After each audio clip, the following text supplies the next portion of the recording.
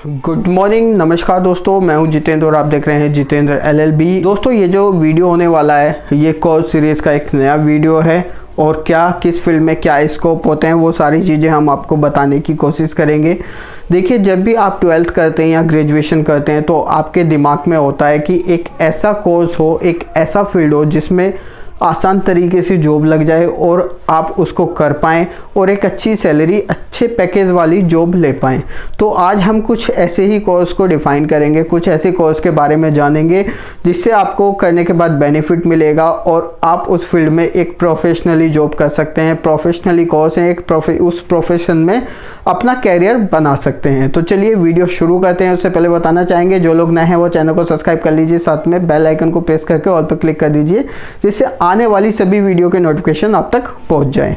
तो दोस्तों, सबसे पहले हम बात करने वाले हैं मैनेजमेंट के बारे में। पहले आपको समझना पड़ेगा कि मैनेजमेंट क्या होता है और उससे संबंधित आप क्या कर सकते हैं, क्या डिग्री करके आप एक जॉब को अचीव कर सकते हैं। देखिए, मैनेजमेंट किसी भी कार्य को करने यानी किसी भी काम को करने के लिए एक तरीका, यानी कि उस काम को आप बेटर तरीके से कैसे कर सकते हैं, अच्छे तरीके से उस काम को कैसे ख़त्म कर सकते हैं, या उसमें जो अपॉर्चुनिटी होती है उस काम को करने के लिए उसको कैसे ईजी कर सकते हैं, कैसे उसमें क्वालिटी बेस क्वांटिटी बना सकते हैं। तो वो सारी चीज़ें मैनेजमेंट में होती है। मैनेजमेंट एक बहुत ही अच्छा फील्ड हमेशा से रहा है जिसमें काफ़ी लोग अपना प्रोफेशन चुनते हैं, एक प्रोफेशनली कोर्स करते हैं और उस प्रोफेशन में जाके अपनी जॉब को स्टार्ट करते हैं और अपने कैरियर की शुरुआत करते हैं। तो इसके लिए सबसे पहले अगर आप बैचलर हैं, अगर आपने 10+2 किया है और बैचलर किया है, बैचलर किसी भी स्ट्रीम से हो सकता है, आप आर्ट से करेंगे तो भी कोई फर्क नहीं पड़ेगा, कॉमर्स से करेंगे तो भी और साइंस से करेंगे तो भी। तो आप कर सकते हैं MBA।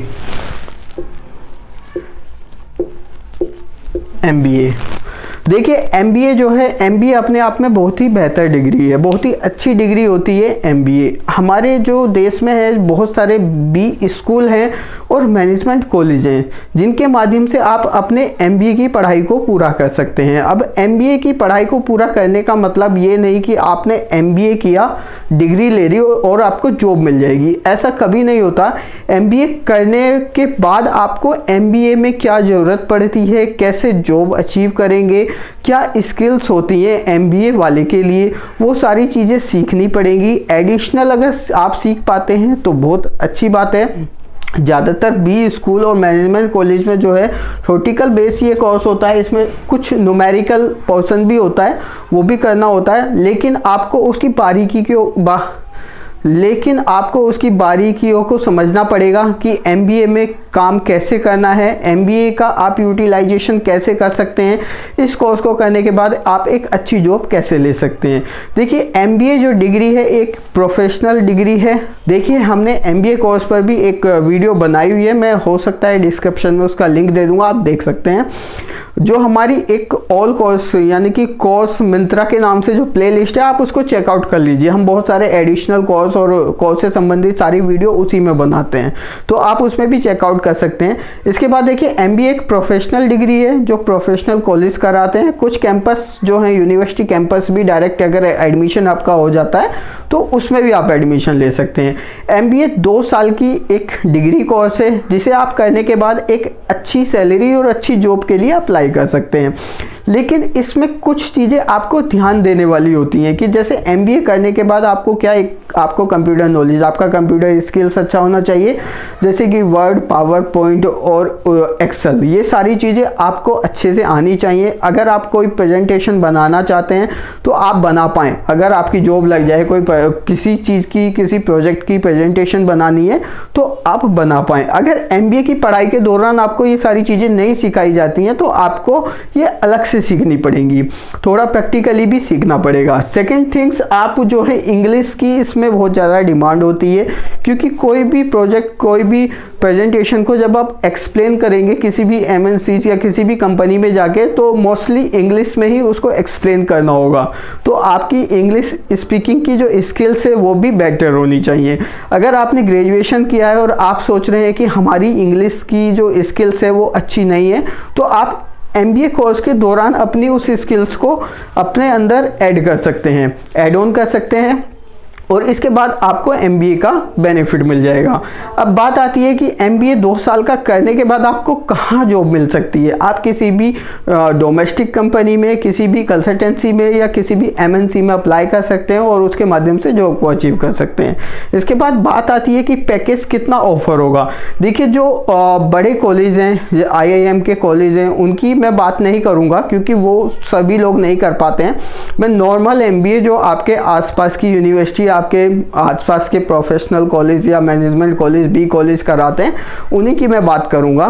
तो अगर आप ऐसे किसी भी यूनिवर्सिटी कॉलेज से MBA करते हैं तो एडिशनल स्किल्स आपको सीखनी पड़ेगी। स्टार्टिंग में जो आपका पैकेज होगा वो 4 लाख से 6 लाख के बीच में आपका पैकेज लग सकता है। ये गारंटी नहीं होती है किसी भी कोर्स को करने के बाद कि इस कोर्स को करने के बाद पैकेज इतना ही होगा। वो आपकी स्किल्स पे डिपेंड करता है कि आपकी स्किल्स कैसी हैं और आप किस तरह का इंटरव्यू में परफॉर्म करते हैं और आपकी जो क्वालिटी है वो किस तरह की है। पढ़ाई की क्वालिटी, आपका थ्योरेटिकल बेस्ड क्वालिटी, और या फिर जो आपका जो न्यूमेरिकल क्वालिटी, इसके बाद आपकी जो स्किल्स हैं, एडिशनल स्किल्स आपके पास क्या क्या हैं, वो सारी चीज़ें डिपेंड करती हैं जॉब को अचीव करने में।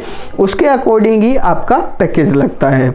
दोस्तों सेकंड नंबर पर जो स्कोप होता है वो होता है इन्वेस्टमेंट बैंकिंग। जैसे आपने MBA किया तो MBA करने के बाद आप इन्वेस्टमेंट बैंकिंग में भी काम कर सकते हैं। अब ये इन्वेस्टमेंट बैंकिंग काम कैसे करती है वो सारी चीज़ें हम बताएंगे। देखिए जब आप किसी भी KPO में जॉब अप्लाई करते हैं, ज़्यादातर जो होता है इन्वेस्टमेंट बैंकिंग का काम वो KPO में होता है। तो KPO मीन्स आप समझ रहे होंगे, नॉलेज प्रोसेसिंग आउटसोर्सिंग। जैसे BPO होता है उसी तरीके से KPO होता है। तो KPO क्या है कि वो अब्रॉड से कुछ प्रोजेक्ट लेते हैं, उस पर काम करते हैं। इन्वेस्टमेंट बैंकिंग से रिलेटेड प्रोजेक्ट भी उनके पास होते हैं। तो वहाँ पर आप MBA करने के बाद जॉब को अप्लाई कर सकते हैं, यानी कि इन्वेस्टमेंट बैंकिंग में भी स्कोप होता है। अब इन्वेस्टमेंट बैंकिंग में काम क्या होता है? इन्वेस्टमेंट बैंकिंग का मतलब आप समझ रहे होंगे कि किसी के पैसे को इन्वेस्ट करना। अब वो पैसा जो है उसकी सारी जो फॉर्मेलिटीज़ होती हैं, डॉक्यूमेंटेशन होता है, उस पैसे को कैसे कहाँ पर इन्वेस्ट किया जाएगा, वो एक इन्वेस्टर बैंकर करता है। यानी कि इन्वेस्टमेंट बैंकिंग के अंडर ही वो सारा प्रोसेस होता है। इसकी हम डीपली एक अलग से वीडियो बना देंगे। तो इन्वेस्टमेंट बैंकिंग में मैं आपको बेसिकली बता देता हूँ जो स्टॉक से रिलेटेड काम होता है, लोन से, फाइनेंस से, और ये सारी चीज़ें एक्टिविटीज़ होती हैं इन्वेस्टमेंट बैंकिंग में। अगर आपकी इंग्लिश, कंप्यूटर, ये सारी स्किल्स अच्छी हैं और आप जो है MBA पास आउट हैं, MBA किया है, तो आप इन्वेस्टमेंट बैंकिंग में भी काम कर सकते हैं। अब बात आती है कि इन्वेस्टमेंट बैंकिंग में अगर आप जाते हैं तो पैकेज कितना ऑफर किया जाता है। देखिए जो इन्वेस्टमेंट बैंकिंग का जो काम होता है वो बहुत सारे बैंक्स हैं, जैसे bank of America investment banking में काम करता है, इन्फोसिस, TCS, HCL, ये बहुत सारी कंपनी इस तरह की होती हैं जो इन्वेस्टमेंट बैंकिंग में काम करती हैं। अब वही वाली बात आ जाती है कि आपके अंदर स्किल्स क्या है, उसके अकॉर्डिंग ही पैकेज ऑफर होता है। लेकिन जो इसमें इन्वेस्टमेंट बैंकिंग के फील्ड में जो नॉर्मली पैकेज ऑफर होता है वो मैं आपको बता देता हूँ। वो 5 से 6 लाख रुपए, यानी कि मिनिमम 6 लाख रुपए, 6 लाख पर एनम का पैकेज आपका लग सकता है। इससे ज़्यादा पैकेज भी लग सकता है, वो आपकी स्किल्स पे डिपेंड करता है। इसके बाद देखिए जैसे ही आपको एक्सपीरियंस हो जाता है 3 साल या 4 साल, यानी कि 4 ईयर या 5 ईयर, इस तरह का एक्सपीरियंस हो जाता है, तो इन्वेस्टमेंट बैंकिंग में ग्रोथ ज़्यादा होती है, आपका पैकेज बढ़ता रहता है। दूसरी बात, अगर आप किसी दूसरी कंपनी में जाते हैं, दूसरी आफ्टर एक्सपीरियंस किसी दूसरी कंपनी में अप्लाई करते हैं, तो उसके बाद भी आपका पैकेज अच्छा हो जाता है। दोस्तों इसके बाद हम बात करते हैं एक थर्ड स्कोप के बारे में, वो है IT और सॉफ्टवेयर से रिलेटेड। अगर आपने BTech किया है CS से, कंप्यूटर साइंस से, या इससे अलग आपने MCA किया है या BCA किया है, तो आप सॉफ्टवेयर की लाइन में या IT की लाइन में भी जा सकते हैं। इसमें भी कई सारे ग्रेड होते हैं, अलग अलग तरीके से IT काम करती है। कुछ लोग साइबर सिक्योरिटी में चले जाते हैं, कुछ लोग web designing, web developing, app developing, इस तरीके से IT में काम करते हैं। जब से लॉकडाउन की स्थिति बनी है हमारे देश में, तब से आईटी का स्कोप बहुत ज़्यादा बढ़ गया है। तो आईटी वालों की काफ़ी डिमांड चल रही है, आईटी वाले अच्छी जॉब ले लेते हैं और आईटी जो फील्ड है उसमें आजकल देखा जा रहा है कि स्कोप बहुत ज़्यादा है। यानी कि अगर आपने सीएस से बीटेक किया है या एमसी किया है या बीसीए भी किया है, बैचलर भी किया है, तो भी आप एक अच्छा खासा पैकेज यानी कि 5 लाख पर एनम के पैकेज पे आपकी जॉब लग जाती है, जिसमें आपको कंपनी अदर से बेनिफिट भी दे देती है, कैब फैसिलिटी दे देती है, सैटरडे संडे ऑफ होता है, एमएनसीज होती हैं, क्योंकि ये सर्विस प्रोवाइडर कंपनी होती हैं, सर्विस से रिलेटेड काम करती हैं, तो इनमें बेनिफिट अच्छा आपको मिल जाता है, वर्क फ्रॉम होम भी मिल जाता है, इस तरह की सारी एक्टिविटीज़ चलती रहती है। तो देखा गया है कि आईटी फील्ड में भी आजकल काफ़ी डिमांड है, इसमें भी आप अपना कैरियर बना सकते हैं। लेकिन बात वही आ जाती है कि आपको स्किल्स आनी चाहिए। आप अगर बीसीए किया है तो आपको 1 या 2 लैंग्वेज पे पकड़ होनी चाहिए। आपको C++ या C या HTML इस तरह की लैंग्वेज आना ज़रूरी है। अगर आप अपने कोर्स के दौरान ये नहीं सीख पाते हैं तो फिर जॉब लगनी थोड़ी मुश्किल हो जाती है, क्योंकि वही वाली बात होती है कि एडिशनल स्किल्स अगर जब तक आपके पास नहीं होंगी, आपने जो कोर्स किया है उसको सही से यूटिलाइज नहीं करेंगे तो तब तक जॉब नहीं लग पाएगी। तो हमने बताया कि आईटी में भी काफ़ी डिमांड चल रही है। दोस्तों इसके बाद बात करने वाले हैं जो लोग कॉमर्स से पास आउट करते हैं या कॉमर्स स्ट्रीम से पढ़ते हैं, तो उनके लिए एक बेहतरीन ऑप्शंस निकल के आता है, बेहतर ऑप्शंस निकल के आता है सीए का। वो लोग सीए कर सकते हैं। सीए मतलब चार्टेड अकाउंटेंट। आप चार्टेड अकाउंटेंट बन सकते हैं। प्रोफेशनल कोर्स होता है, विद इन 5 ईयर में आप इसको मेहनत करते हैं तो कंप्लीट कर सकते हैं। ये कोर्स इतना आसान तो नहीं है, जो सीए कोर्स है वो इतना आसान नहीं है, इसलिए बहुत कम लोग पास कर पाते हैं। लेकिन जो लोग पास कर पाते हैं उनकी काफ़ी डिमांड होती है, उनकी जॉब आसानी से लग जाती है, एक अच्छे पैकेज पे वो किसी कंपनी में चले जाते हैं। अब बात आती है जो चार्टेड अकाउंटेंट होता है, सीए होता है, उसका काम क्या होता है।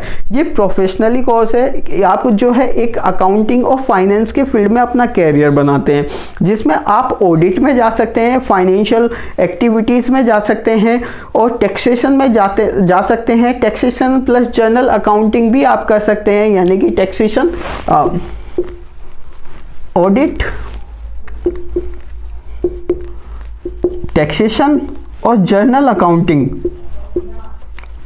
इस तरह की एक्टिविटीज़ को आप कर सकते हैं। टैक्सेशन, जर्नल अकाउंटिंग, इसके बाद जो है ऑडिटिंग फील्ड में, या फिर आप फाइनेंशियल एक्टिविटीज़ में, किसी भी कंपनी की फाइनेंशियल एक्टिविटीज़, ये सारी चीज़ें जो है वो एक सीए के अंडर आती हैं। सीए का प्रोफाइल बन जाता है, पोर्टफोलियो बन जाता है, तो आप सीए करने के बाद ये सारे काम कर सकते हैं।